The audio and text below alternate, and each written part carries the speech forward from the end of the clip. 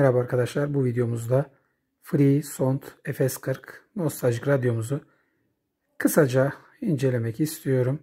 Önce dış tasarımıyla başlıyoruz. Gördüğünüz gibi nostaljik bir görünüme sahip, ahşap görünümünde plastik kaplama cihazımız. Bu şekilde ön tasarımı.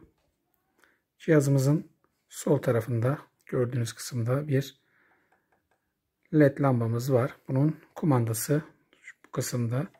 Şu an off'a getiriyorum. Oldukça iyi aydınlattığını söyleyebilirim. Cihazımızın diğer tarafında gördüğünüz gibi USB girişimiz, SD kart girişimiz, AUX girişimiz ve şarj girişimiz mevcut.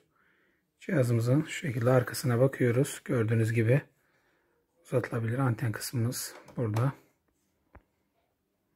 Alt tarafta eğer takmak isterseniz bir pil kısmımız mevcut.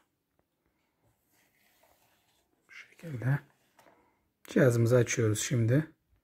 Gördüğünüz gibi volüm tuşu, on-off tuşumuz burada. Buradan cihazımızı açtığımızda mavi bir led yanıyor.